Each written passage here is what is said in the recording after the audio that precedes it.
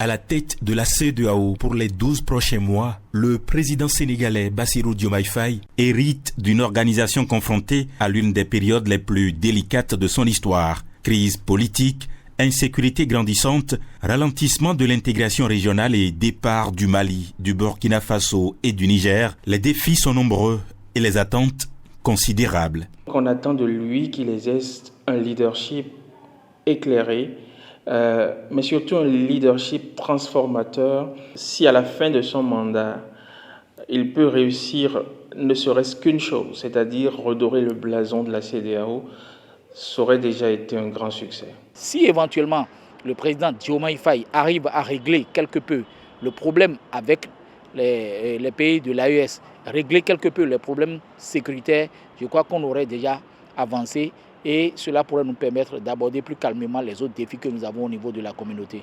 À ces enjeux s'ajoute une nouveauté institutionnelle. Pour la première fois, la commission de la CEDEAO sera dirigée par un militaire. Une évolution qui suscite des analyses contrastées.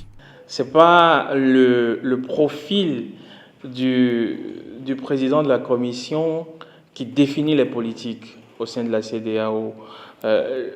Pour être trivial, je dirais que le président de la commission de la CEDEAO, c'est un exécutant des décisions et des orientations décidées par la conférence des chefs d'État et de gouvernement. Mais c'est quand même un point positif que d'avoir un militaire de ce rang-là, parce qu'il ne faut pas oublier qu'avoir quelqu'un qui connaît du point de vue intellectuel les questions de sécurité et qui a fait la pratique de la question de sécurité, qui a fait le terrain, c'est des questions politiques, c'est des questions diplomatiques et c'est après tout des questions de sécurité. Et je crois que M. Biram Diop a un profil transversal qui permet d'aborder ces différents sujets. Et donc on pourrait avoir l'espoir que c'est l'homme qu'il faut pendant cette période de crise pour pouvoir gérer les difficultés qu'on a au niveau de la CEDEAO. Au-delà de ces analyses, une certitude s'impose. La nouvelle équipe dirigeante sera attendue sur des résultats concrets. C'est le président du Sénégal. Et le Sénégal, en termes de diplomatie, c'est quand même une machine.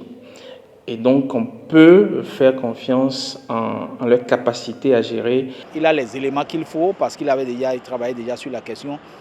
Et si éventuellement le débat peut évoluer, parce qu'on ne peut pas être sûr de régler ce problème en un an, mais si le débat peut déjà évoluer de ce point de vue, je crois que ce serait déjà positif.